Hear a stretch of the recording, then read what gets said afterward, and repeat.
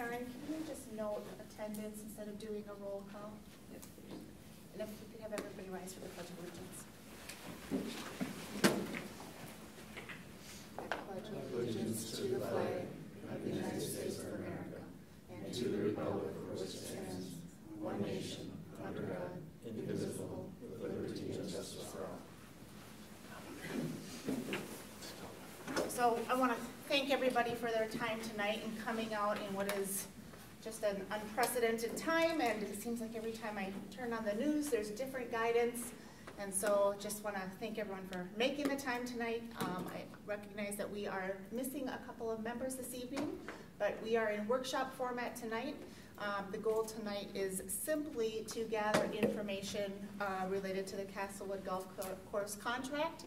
And due to the nature of the timing of that contract and the importance of that contract in our community, we wanted to make sure that we had an opportunity to collect at the same time feedback from both council and Parks, Lakes, and Trails. And so, and I believe this is the first Parks, Lakes, and Trails Council joint workshop that we've had in quite some time. And so I would also say let's do this again at some other point when we have a broader agenda as well. But thanks for your attention on this very specific item tonight. I'm going to ask if there's anybody for open forum, and I'm going to assume no.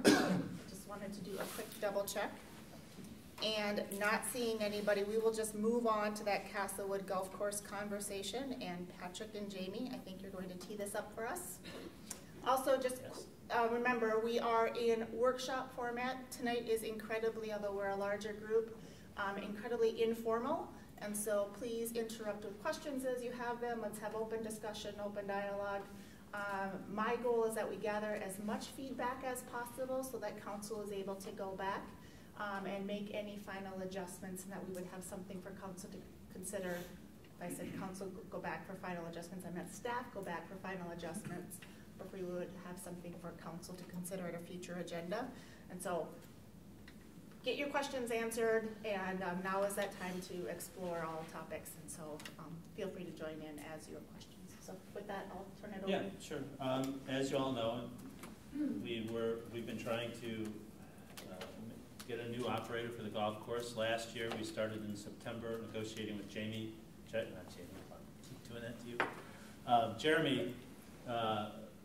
Jeremy Walker to renew his contract. We met with him, I can't even remember the number of times we met with him. Not only Jamie met with him, I met with him, Dave was involved in those discussions. I think we made every offer to him under the sun we possibly could think of. There were times where we had an agreement with him, probably 3 different occasions. The next day he called us up and said, no, I can't do it, I don't want it. So we even went as far as offering him a full-time job with the city, approximately $75,000 to run the golf course and to, be a facilities superintendent. So didn't want to do that either. So we were a little bit, I don't know what the word is, but we were surprised on each one of those occasions. We thought we had made progress. We probably waited a little too long to pull the plug on Jeremy, but we were trying to keep him on board. So after that, we put an RFP out in the street asking for any of those interested parties that we could find to have a bid on running the golf course. Jamie had a number of conversations with different firms, expressing interest one way or another. We came back to when the due date for the RFP came along, we had no responses. Fortunately, Jamie had kept those contacts in place and had talked to a number of different places still to keep those conversations going. And thankfully, we wound up with Tim Cullen and Foursome Golf willing to take this opportunity to run the golf course. I'll let you know also, we approached the other 2 golf courses in town to ask them if they wanted to manage the course. One said they couldn't do it. I think it was Forest Hills, is it? They weren't ready. They didn't think they had enough time to turn that around. And the other golf course just refused. So we did make those approaches. We weren't successful. So here we are tonight with Tim and Foursome Golf. And the model of the contract and the model of the operation is similar to what Jeremy ran. It's pretty much the operator does everything on the golf course. They're responsible for the maintenance, they're responsible for the tournaments, leagues, and getting people out onto the course and collecting fees and fines and sort of like that. Tim's company has experience in St. Paul. They run 2 golf courses at St. Paul, so Como and they know what they're doing as far as golf courses go. The contract that we're proposing with Forsum Golf is for a 1-year contract with a year renewal. Really, this is kind of a test year for, I think, both sides of this. We want to see how this goes. Whether, obviously, Tim is interested in not losing money on this, as any businessman should, and we're interested in having the course run well and possibly increase attendance at the golf course. Bottom line, the contract calls for all the management things, everything you need in a contract to run. But the bottom line here is that we are guaranteeing in this contract that Tim makes a $50,000 profit. That's the guarantee. If he makes $51,000, we split anything over the 50% at half and half. So for every dollar he makes over $50,000, we get half. He keeps half. If it were to fall short, say he only made $25,000 net profit, we'd owe him $25,000. That's kind of the reason why we're doing this in one year trial period, to see if that's comfortable enough. We have faith that the attendance in the golf course may increase as time goes by. I don't think Jeremy was very successful in being a business operator, being in advertising, trying to recruit new business, making specials at the golf course that would attract people, things like that. So it's a test period. Obviously, you don't want to run a golf course long-term losing money every year. The minimum we'd like to see is a break-even. That would be nice. That's kind of how it was run. Before, Jeremy was really, the past 3 years, he was making somewhere on an annual basis, and it fluctuated depending on the year, between about $15,000 and $35,000. That's what his profit was. But one of the things that you have to understand about how Jeremy ran his operation, he had a lot of his family working in the shack, so paying him hourly wage. He used a lot of free golf time for people to, cut the grass or do maintenance. So he was using other methods than paying him an hourly salary to employ people. That's fine. He ran his place like he did. The city couldn't run something like that. We would never be able to do that. Tim doesn't run his operation like that. So the expenses and the revenues are going to be a little bit different because we're not going to be offering, you can golf for free all year if you come in at 6 o'clock in the morning and cut the grass.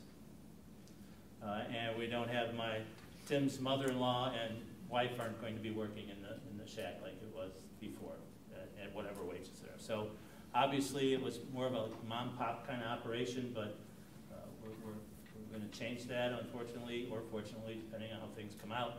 So we'll have golf this year.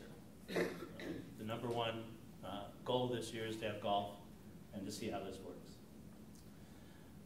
Now you might ask, where's that $50,000 if we have to pay a subsidy? We plan on just having the golf course stand on its own and not be tied to any recreation funds or impact fee funds or anything like that.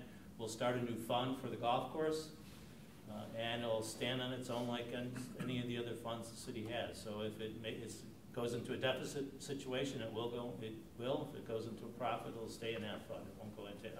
Won't be taken out of any other recreational funds that we collect throughout the year, whether it's through building permits or whether it's just through fees or whatever else, however else you collect it. So it's more a general fund? No, it's going to be its own fund. It's going to be its own. Okay. It'll be a golf fund. It's the only way, I think, if my finance director lets me do that, which I'm sure she will, or something like that. It'll be segregated no matter what. We don't want to intermix that because we want a true picture of what the golf course is going to do. It's really my hope that this will be a success and we'll be able to attract a more rounds of golf, and that we will be on the positive side of this. We will be increasing fees a little bit this year. We're just going to cross $1 across the board for fees. Jeremy didn't raise fees for like 5 years or something. So instead of jumping things $5 or 10 or whatever, we're just going to raise a small raise for $1 for the greens fees, because we need a little bit more revenue. It really is a very little impact, but it'll help a bit. And as we go forth and go through this, we will look at what revenues are compared to competition and do a better job of looking at. We just don't have the time to determine all of that stuff right now. The only other thing I can say is currently the shack that's on the golf course, it's on the restaurant's property. There's a little bit of disagreement of who owns the building, although it's my understanding the golf course built the building and it's on land. If we go past this year with the golf course, we really need to consider building a different building on the golf course property and get off of the restaurant property. I would recommend that we look at building some kind of a garage-style building, 24 by 24, that can act as a clubhouse, maybe be able to expand some of the hot dog or hamburger, whatever sales. But then also, if the golf course ever fails, which, you know, that may be down the road for us, if it's not making money and we're having to subsidize it, that's a policy issue we have to talk about in the future, whether we're going to continue the golf course. So if we build a building that can be another use besides a golf course, pro shop and area, that would make sense, some kind of a recreation building, because the golf course itself is required to remain a golf course or remain a park. We can't do anything else with it. We can't sell it for houses. We can't put another airport in. We can't, we can't do anything. We can't do anything with it. So it has to be a park or a golf course. So if the golf course is unsustainable, as far as dollars go, and the policy discussion either this year, next year, 5 years, whatever the case may be, if we have a building that can be switched over to some kind of a recreational use or warming house for a skating rink or for cross-country skiing or whatever the case may be, that's what we should do. So we'll be looking at that sooner than later. If this year becomes close to being successful, I would like to budget some money in the capital plan to build a new structure before the beginning of the next golf season and terminate our relationship with the restaurant, which, to be honest with you, it's not the restaurant that we're having problems with, it's the golf shack. It's small, it's not great. It needs to be improved. It needs to be somewhere else. So I think that's it. I don't know, Jamie, you can add anything, or Tim, if you want to say something, that's fine, but if you got something else, Jamie, let me know. No, I think Patrick covered it all, and just thank him for being here tonight for questions, for representing Forston Golf Management. But you know, I think optimistic. There's a lot of opportunity for exploring some additional revenue, you know, for the golf course that we have looked at in the past. So you know, that's kind of coming up here in the next months, and optimistic to be breaking even successful, staying in the green on this, and so I think that's it. So like with the with the golf course and the greens, what about the trees and stuff? So is the city going to take care of the trees if there's a storm? Well, I'm sure that if we have a storm and it knocks down a whole bunch of trees, and Tim asked us to come out and help him, we will certainly do that. It may not be until later after we get all the other trees that are probably on the ground, but we have the ability to do that. We would talk to him about that, sure. Just to add on that, we had that tornado, that storm that came through 2-3 years ago. Jeremy lost a lot of trees. We told him that we'd be out there to pick them up after we got the city cleared out.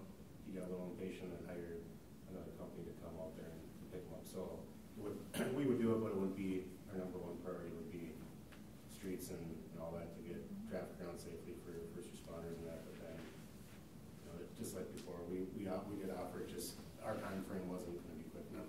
We had hundreds of trees down. So, but Public Works would. I mean, it is city property, so Public Works would let it happen. I have a bunch of questions. Fire away. All right, question number 1. Just kidding. So if there's a separate golf fund, yeah, how are we seeding that? Are we seeding it through the revenue of the fees, or just come out of cash. Okay. General fund cash. Well, yeah, general fund or just cash, because we're not really seeding it, because golf course management company is taking in revenues and expenditures. That's what they are doing. We're not saying, here's $50,000 to start. They are responsible for paying out whatever their expenses are. So. Seeding was probably the wrong term, but, Okay. so we end up in the hole and we have to pay them. That money is coming It's from just out of this. general fund cash. Okay. And to clarify with that, there currently is a golf course account set up in our general fund. It's just been really not utilized given the format of our management agreement. So that's in place. It would just be, we have to obviously put the dollars there and get that going. That would be. No, go ahead. That would be, most likely, you know, by August of this year, we might have a pretty better picture of what's going on. You know, if Tim is the operator, and I think he is, he will know pretty quickly what's going on with the golf course and whether we're going to make it or not. That will become part of the budget process for 2021. Terry, can I interrupt your questions from, because I think I have a follow-up question that's related to yours. I think one of the things you're getting at is, and is one of my concerns as well, is that if there was a deficiency needed or some additional supplement, that's coming from the general fund and that we're not supplementing that with park operations, right? That's correct. That's the plan, that And I'll whatever be, happens down the road, yeah. it's And I'll be park brutally operations, honest, park budget we stays as may is. be at a discussion in this year or 2 years from now saying, okay, the golf course isn't making it, what are we going to do? Are we going to close it? Does it deserve to have a public subsidy or what? You know, I can't tell you where that's going to go yet. Well, and that kind of leads to one of my other questions. I know we didn't hire a company to do a formal needs assessment, but we did do an open house here where we had individuals come in and provide feedback as to where they wanted the investments from a park and recreation standpoint. Yeah. We solicited social media, you know, and we didn't hear any comments there about anything golf related, I'll say. There were a lot of other priorities that bubbled up to the surface. So my only concern would be if we end up having to fund it, what does that mean for those other things that we listed as priorities? And I know we just finished a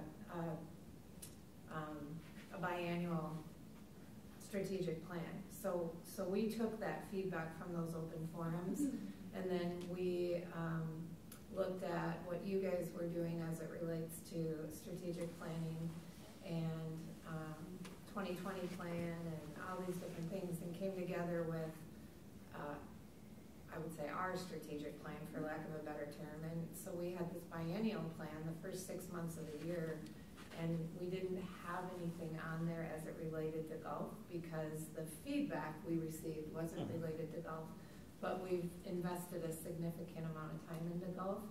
So I just would be cautious as to if we were going to go longer than a year, or I would like to see us use this time now going forward to really invest the time in whether or not this makes sense for the community long term, and if it does, what goes as a result of this, and would the community still want that? So I would just ask that, as much as I hate to spend more time on it, I would ask that we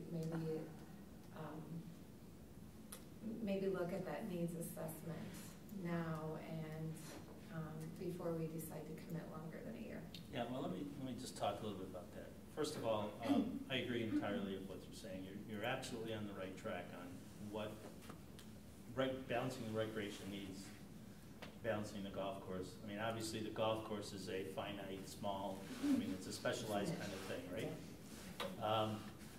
However, I believe right now we can't go forward making any kind of an analysis till we really know what the participation and how many rounds we have. While Jeremy ran the golf course, his information that we got, and part of the problem, similar to other contractors we've had, is getting information and getting proper data so we really know what's going on. And we just didn't have that. That's why this whole thing's been so difficult, putting it together.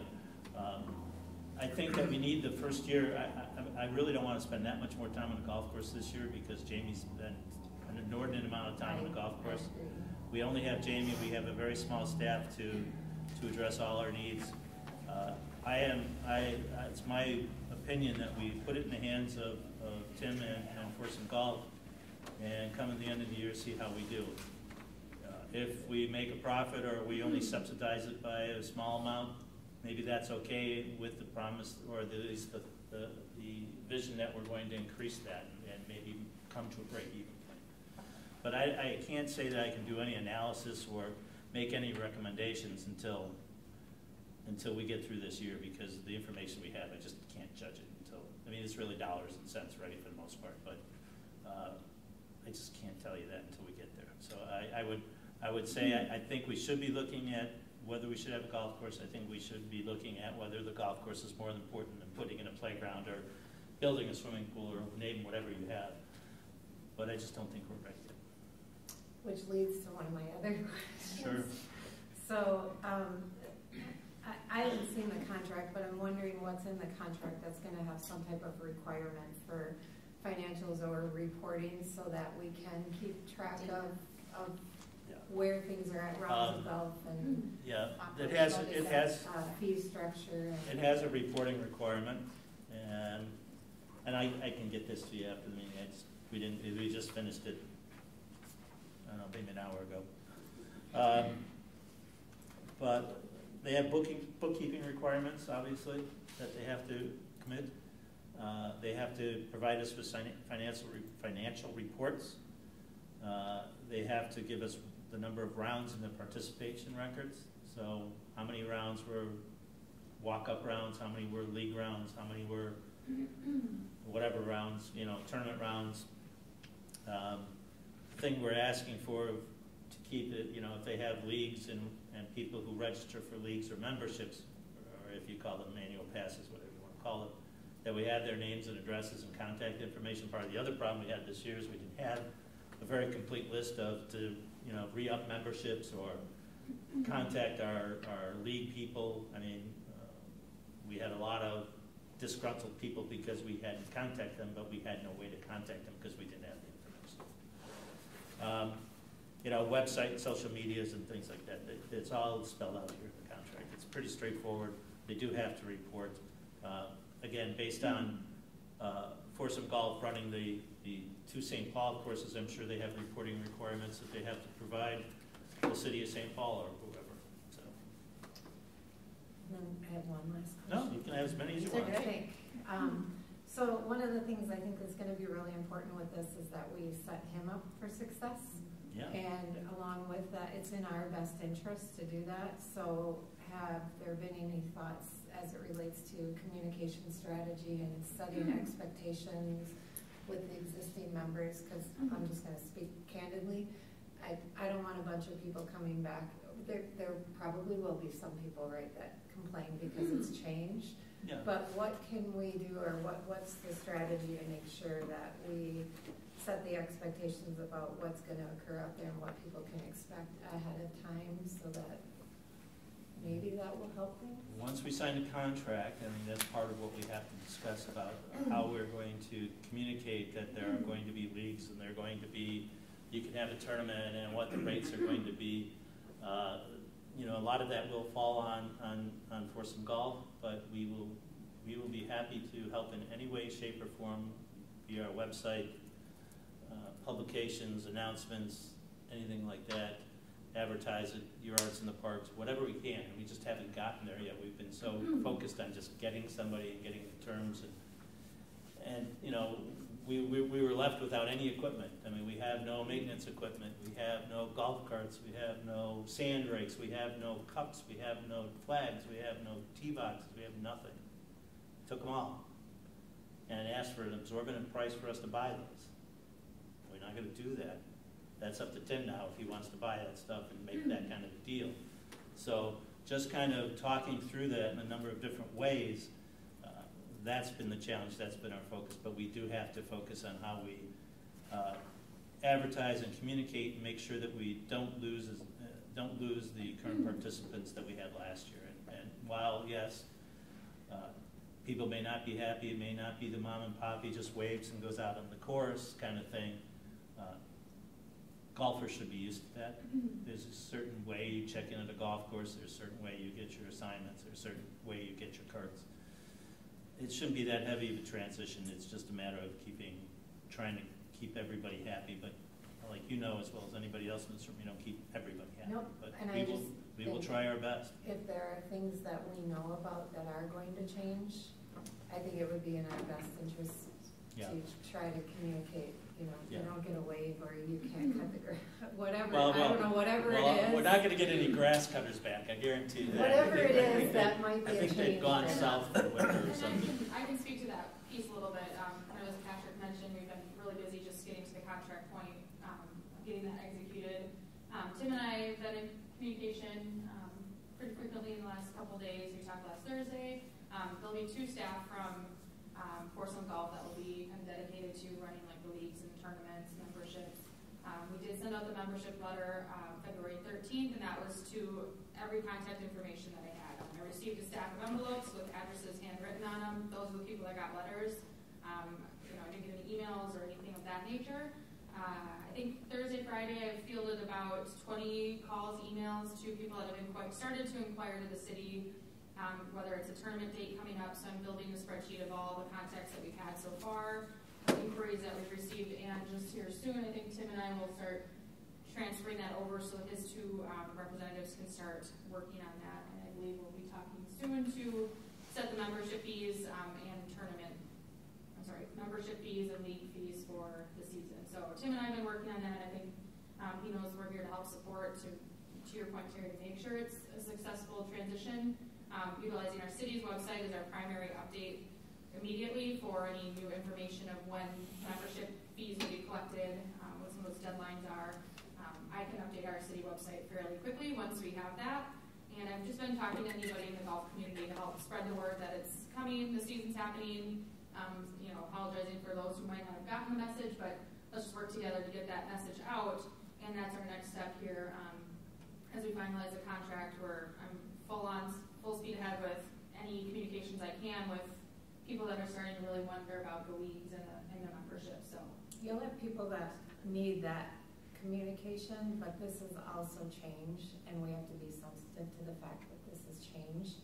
And we can proactively do that through communication. So sometimes it takes a little extra work, but there is value in helping people understand that we recognize that this is change and things are going to be different. And I just think whatever we can do to set that stage early and often helps alleviate some of the questions and concerns. It will not.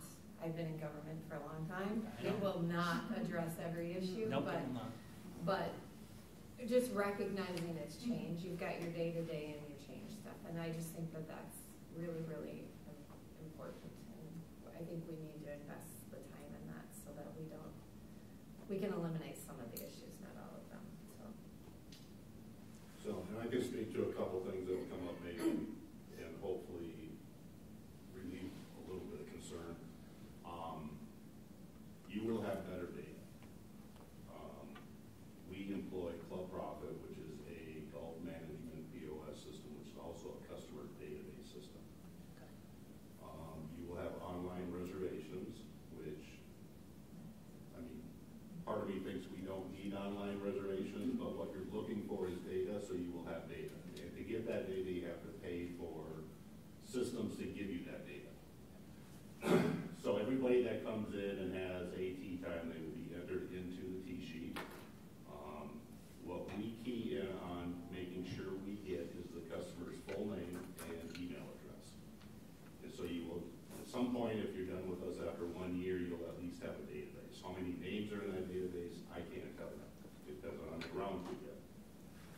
There won't be a lot of big operational changes, hopefully. We don't like to walk into golf courses and rock the boat. It helps nobody.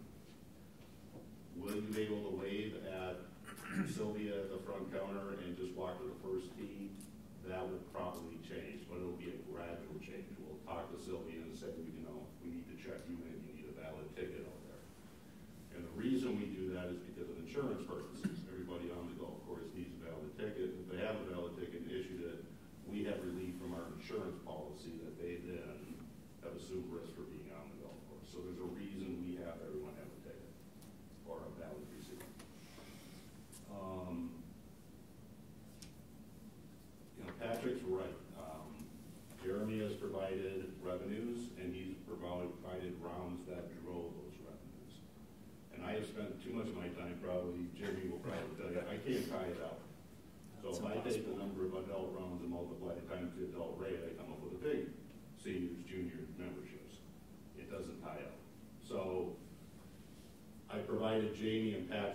forma based on his rounds and revenue per, or the rate per round. And if we created a pro forma, which I think could be right,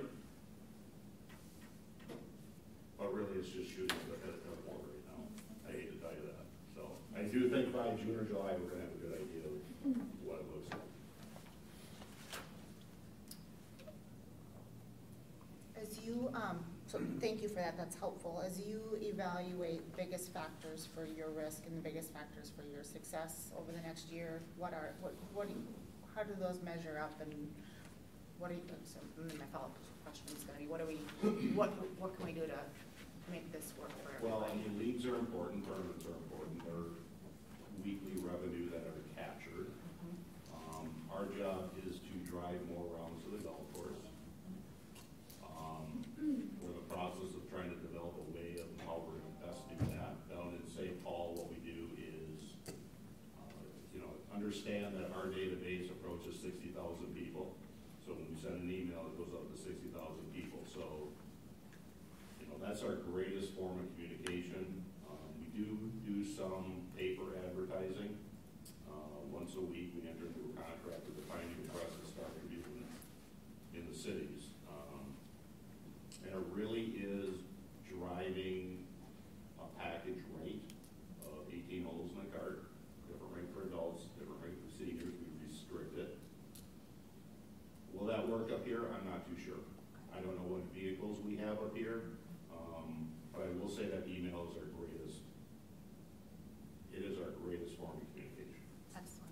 Unfortunately, we have a database of 0, so we're starting from scratch. Yeah. Or we have some database. We haven't uploaded that database yet. I'm working on it. But we will work on that and get that updated.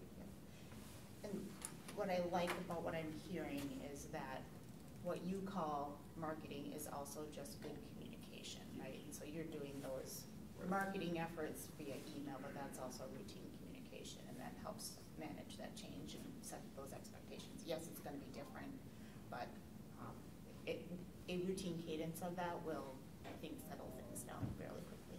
And maybe what I can do is send Jamie an example of what our emails look like, if you're interested in seeing that. That goes up weekly. It's going to have an expiration date on the coupon that's expired, right? At least you'll see what we're doing. So clubs, right? We have big men's and women's clubs. We have senior clubs. But then we also have corporate leagues. So we drive a lot of our attention to try to get corporate leagues to come in. So it's like 3M, 50 players every Tuesday night, chocolate. I'm not too sure that that's happening up here. In fact, I'm sure it's not happening here. It's just men's, women's, senior leagues. There'll probably be some changes with that. I'm not too sure what those will be until we sit down and actually get an idea of what's going on. And that's a lot of that will be talking to who were in the leagues and how was it run. There's line items within his expenses that I just don't understand what it's for. But they're there, and he's listed as an expense and has to do with league promotions or gifts and payouts. So I want to know what that is. Because I don't see a revenue associated with that, which I'm assuming he collected revenue for joining the league. We have CPA on contract with us, so while that CPA is really just an advisor of our financial system, and I'm buying a $5,000 piece of equipment, how do you want me to code that? For the most part, we just use QuickBooks, which is a simple small management tool.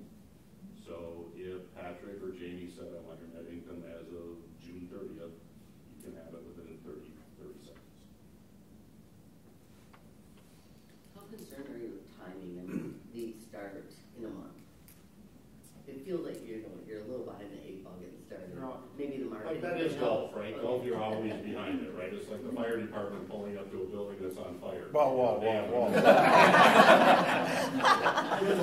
get there It before would have been that. nice to be there, but that's just golf, right? That's every spring So that you're happens. super concerned. It happens. You get out there and, I mean, the biggest thing is procuring the equipment, which Patrick and I have talked about. We need to get equipment there. There is nothing Jeremy owned at all. So, good for him.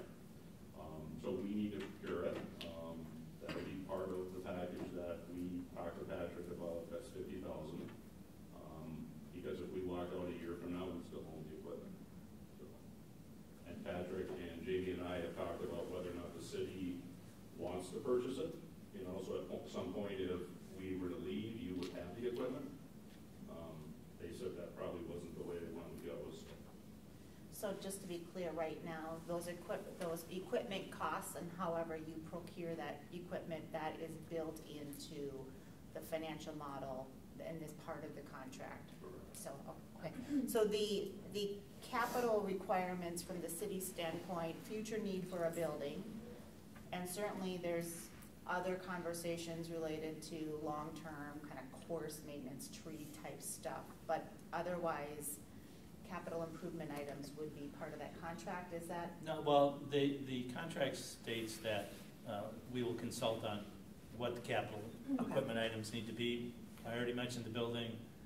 We know that the sprinkler system is probably pretty old and beat up and probably needs to be some either repaired or replaced, but we don't know when or how. And we don't know what else is coming. And we don't know the shape of, we don't know the shape of the maintenance shed, if it's really gonna hold. We just don't know a lot.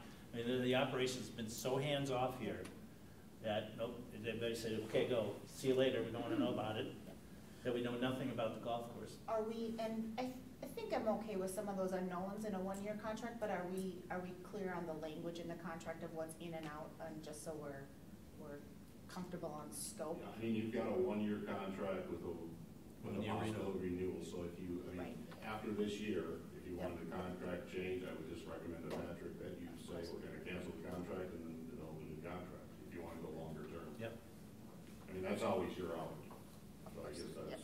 And the reason it is a one-year contract, I think it's for both of us, because we don't know if we're gonna be paying for some golf $100,000. If we're paying a golf course $100,000 every year for the next 5 years, I will strongly recommend that we talk about whether we should be having a golf course. If he's making $45,000 a year and we're subsidizing $5,000, well, that may be an acceptable subsidy to run and have a golf course, nice open space. Maybe some people can use it in the winter for cross-country skiing. Maybe we can program it differently in the wintertime in the future. Like I said, with the new clubhouse, maybe we can groom ski trails, whatever. So it's really a matter of where we get to. So the one year protects Force and Golf and the city as well, because there's just way too much unknown here. I think those capital improvements, as they flesh out, will make a difference as well, potentially, In the long depending term. upon what it is and Absolutely. how much it is. I mean, if we see an increase or a trend towards more revenue, more golf rounds than we have, maybe we go a second year and build a new building, right? And take that risk. I mean, you build a new garage building, you're investing what, I don't know, $50,000 or something for just a slab on grade 24 by 24 garage or something. That could be high or low, I don't really know. But maybe we do that if things are looking positive, right? Again, the reason I mention that is because if things go crap, then we can reuse that facility for something else. We repurpose it. There's always a need for some kind of indoor space. You know, even if you rent it out for birthday parties every weekend. You know, I mean, we'll heat it. We'll have a bathroom, but other than that, it won't be that fancy. Yeah, I quit golfing because I wanted happiness. So along those lines, so when I used to golf, there used to be a beer cart, maybe some sandwiches and some others. What is the relationship with the restaurant and with their ability to increase the revenue A long time ago, when this golf course was built, somewhere along the line, the restaurant was built and it was supposed to be the clubhouse for the golf course when it was under the township purview, right? So we had a golf course. In the bar, Yeah. right? It's been there a long time. Well, it used to be in the bar right by. I haven't been in there in a while, but I believe they use that as their liquor storage now. That had a half wall, half door. Yeah. It was- But originally, reading through the historical documents in our files, that was supposed to be the clubhouse. That was supposed to be the clubhouse. Somewhere the township separated the two parcels and sold off the restaurant to a private facility, private owner. And it's gone through a number of ownership changes. So we have no relationship. And the restaurant doesn't open until 3 o'clock in the afternoon on weekdays. Probably because there's not a lot of golf before 3 o'clock in the afternoon in the weekdays. I don't think there's a great relationship. A couple of things that we are working on, we have a bill in the state legislature, if they ever get back in session, that will allow us to have full liquor sales on the golf course. Forest Lake could issue it to Foursome Golf. We could have full liquor sales, which I think will help the revenue. Is You that could have, can I pause you there? Is that a required statutory change because municipal courses are prohibited today from having full? no, I Why think do we it's, need I special think, and Karen, legislation? you can help me, I think it's a 3-2 beer law, that It's we want to 3-2 go beer. away from the 3-2 beer law. Just need 3-2 beer to go away. So, Okay. in order to offer something else, Okay. we were petitioning the House, and we were supposed to have a hearing before the House last Friday, but that got canceled due to the situation in the state. I don't know if any of those are going to be resurrected. Okay. That's a Um, Detmer bill? That is the Housley-Detmer bill is both in the House and the Senate. I don't know if they're going to resurrect any of those. I've been told by both representatives that these are like slam dunk kind of things. I'll never believe that anything's a slam dunk, you know. So we'll see if that goes. If not, we will, continue to do something else and work towards that. So they did have a beer cart last year. I know that they drove around I don't know how often or when, or if it was for tournaments or leagues. The nice thing about that, I think, is the current little shack is between the first tee and like the fifth tee or something, so that halfway through, you should be able to hit it. And I think there's some value there. One of the things I think we have to be aware of is not letting people fill their coolers and drag them with them while they're golfing, right? Put it in the back of the cart. So, but that'll be something we have. Tim and the city will have to work through. To be clear, does the restaurant also have the ability through licensing to operate a cart on the course? Because I thought that was my understanding, is that, Jeremy was operating a 3-2 cart, but then the restaurant would come Yeah. around with the good stuff. And I'll defer, but I don't, knowing liquor licenses as I do, usually liquor licenses are restricted to on-premise. The golf course isn't on the restaurant's premise.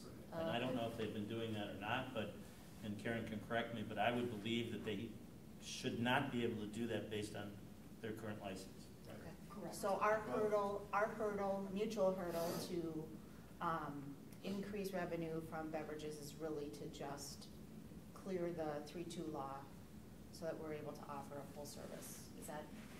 That's Not really, the theory. There shouldn't be a competition factor, it should just be a regulatory Yeah, factor, it's- not that that's not. Well, significant, especially before but- 3 o'clock in the afternoon.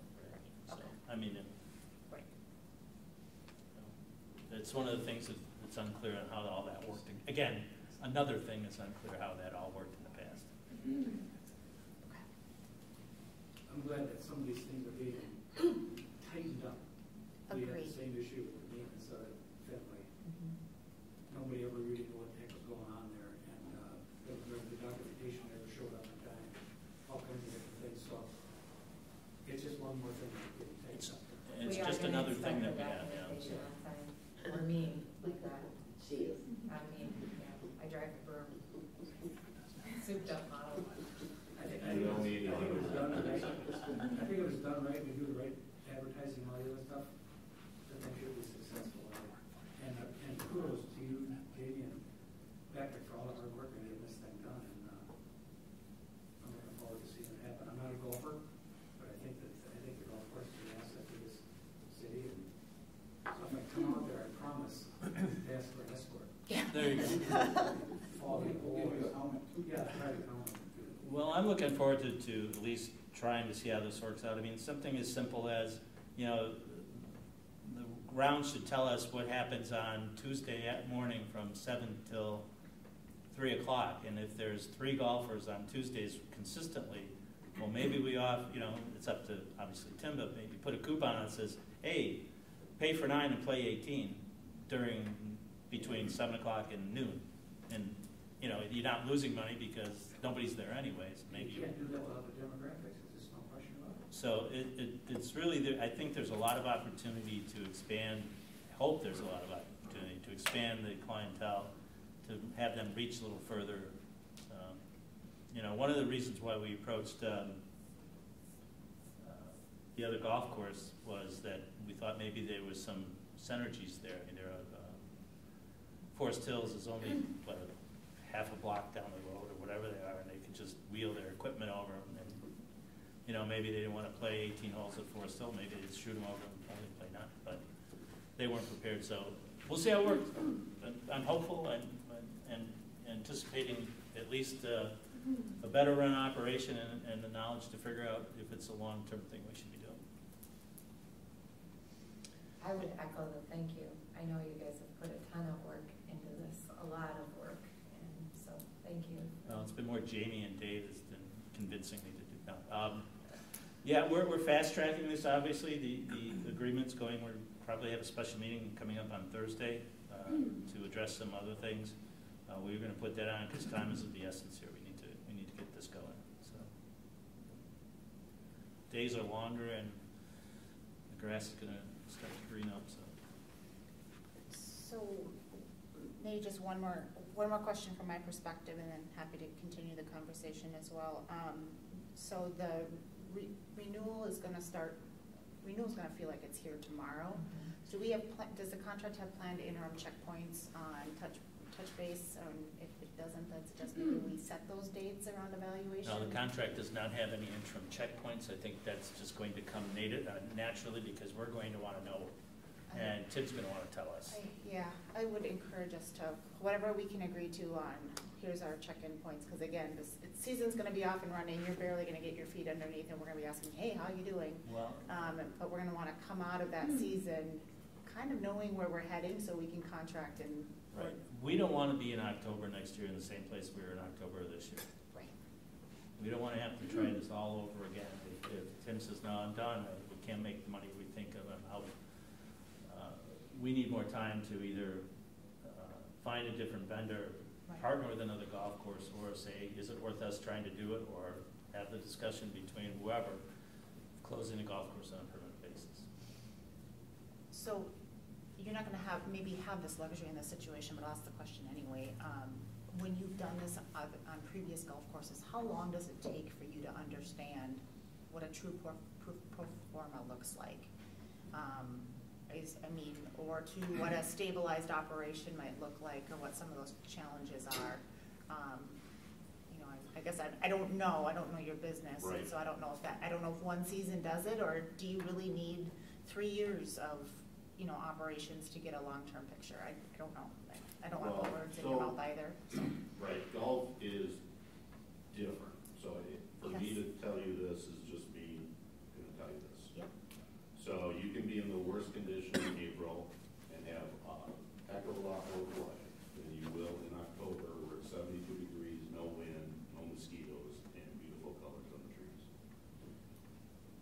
So while we can project out after July 31st where we think we're going to end up, understand I don't know what's going to happen in October at Castlewood. Right. I can tell you what's going to happen at Como, Minneapolis Park Board, Yep. Highland National, Right. but I can't tell you that here. And those other courses, has it taken you 2 years to get there, 3 years? I mean, Well, what it is takes you 1 year. one? Okay. 1 year will You have need a an full idea season. of Okay. what the year looks like. Because if it's 72 degrees, no mosquitoes, and beautiful out, and we have 0 golfers, because everyone's gone down south. We just found out that everyone that plays Castlewood has a second home down in Florida. We didn't know that. Understood. Okay. We will, but Right. we don't know. No, yep. That makes sense. So it'll take you 1 year, and we won't let you, I think Patrick and Jamie have a good idea of who I am, even after the second year, if you still haven't made up your mind, we'll still do it the second year. We'll make it work. But at some point, Patrick's right, you have to determine recreationally if golf is really what you want to do. And, I was the director of golf for the Minneapolis Park Board, so government, I understand it. And it's just really reframing recreation, as Jamie well knows too. It's a golf course is a recreational amenity. And if it's not a golf course, what's it going to cost to maintain that open space? And Public Works will probably tell you we need another person. And the question is, what's that going to cost the city? Sure. My idea is if you're always underneath that, Yep. why not have a recreational opportunity for people to be in? Yeah. And getting back to trees too, our contract specifically says we cannot touch the trees in St. Paul or Minneapolis because they have their own dedicated forestry department and contracts and labor unions and stuff like that. So they get to do all that work, and they want to do that work. What's the underlying structure? You mentioned at the beginning, if this isn't a golf course, it has to be open public space.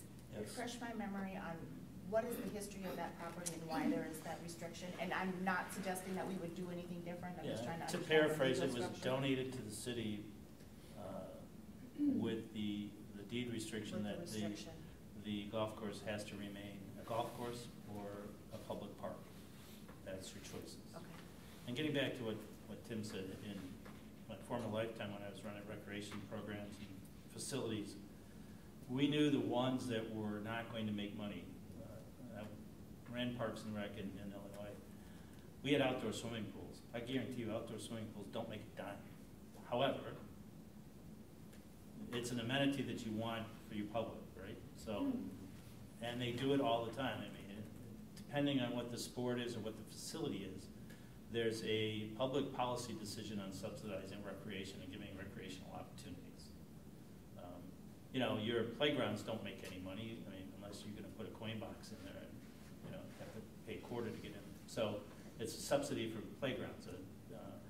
I would argue that we probably subsidize baseball and Fenway because of the cost and things like that. So it's really just a public policy of what kind of recreation facilities and activities you want and then how far are you willing to subsidize those. And I think that this year will hopefully tell us, because I agree with you, but I also, I think there's a fine line behind us subsidizing this golf course and not the other golf courses in town, and I get that they're privately owned. That's correct. That's the difference. Right, that is the difference, but that comes with some competitive issues and some other issues for them as taxpayers as well. So I think it'll be a good year to take a look at it and watch it closely and figure out what we do long term. I wish I had a crystal ball, or I could have made sense of the numbers. I couldn't make sense of the numbers. I tried for a couple of days to, you know, and I do pretty well with numbers and pretty well with golf, and there's no way you can tell anything about what's going on. So this year will be the test, and we'll know. Other questions, comments? Well, one other question I have is, on the shack, how far is it over onto the restaurant? It's fully on the restaurant It is property. fully on there? And how about parking? Parking is all the restaurants, but we have an easement that allows us to park. We do have that, okay. Yes, fortunately. Do we have a temporary agreement with the restaurant that allows for the building to be used? So if the relationship goes Don't know. down, no? Is Is there a contingency plan if that doesn't go well? Well, if that doesn't go well, yeah, there's a contingency plan. Either that we move to the maintenance shed and we wall part of that off and put that's where the office is going to be and everybody's going to have to check in there, or we build a new building. Right now, the restaurant owner is cooperating. You know, obviously, he wants some lease rental that I think the city will pay and negotiate with for this first year. It's not a lot, so it really won't impact anything. But in the long run, I'll be honest with you, the shack's a piece of junk, and we need to operate on our own. We don't need to be. We just need a new place. It just doesn't serve us well. And if we really want to start to make a profit, and you serve sloppy joes, or you serve more beer, or you serve more wine, or whatever the vision is, we need a better place to do that. Very good. Other questions? Feedback? I remember the comments made previously, and thank you all for getting it to this point. Thank you for Parks, Lakes, and Trails for spending some time with us this evening, getting some feedback and gathering information. We're entering into a very unusual time in the city of Forest Lake, so we are going to have a workshop session here just right after this meeting to talk about what kind of next steps look like for the city and what operations look like with this new plan that we're under. And so one of the things is in-person meetings, and we're going to talk about suspending in-person meetings, which is allowed, and we'll get into all of the logistics of that in this next discussion. I'm bringing this up now because it is quite possible that we'll have this contract on Thursday's special meeting. It is likely that that meeting is going to be held, it's a public meeting, but it'll likely be held telephonically. Council's gonna get some more information here of what that looks like in just a few minutes. It's awkward to have open forum in a telephonically held meeting, although again, it is public. So the public is able to show up in council chambers and present testimony that council will be able to hear. We today don't have an open forum scheduled for that Thursday meeting, and right now this agenda is slotted for the consent agenda, which would mean it wouldn't get further council conversation unless somebody wanted to pull it. Just wanted some feedback from Parks, Lakes, and Trails because I know you all have fielded some questions. I'm open to having open forum if we think that's important. We can move it to the regular agenda if we thought that was important. Given the logistics of that meeting and just again this awkward time that we're in, I think having it on the consent agenda is the best place. Probably not having open forum, but again, it's a public meeting, and so I'll stop talking and just get some feedback around the logistics of these next steps. Because again, I expect that you all may get some questions, council may get some questions. It's had a fair amount of public interest, and I want to take all of that into consideration, but also recognize that we're entering into meetings that are going to be held electronically. Feedback? I agree. I think we should go to the consent. Say that. I agree with you. Okay. And I think we're at a point where we need to do something. Yes. So which is why it's on the consent. Right. Yep. And so would an open forum really significantly change what we did at this point? It depends on what you heard, and we would have the option of moving that item to the regular agenda if there were questions that council wanted to ask or feedback we wanted to provide to staff. We certainly would have that option to move it to regular agenda. But I think given just overall structure and where we are in this conversation, I'm inclined to put it on consent. But just wanted your feedback in that and didn't want anybody to be surprised. Yeah, consent. Consent, okay. Okay, good.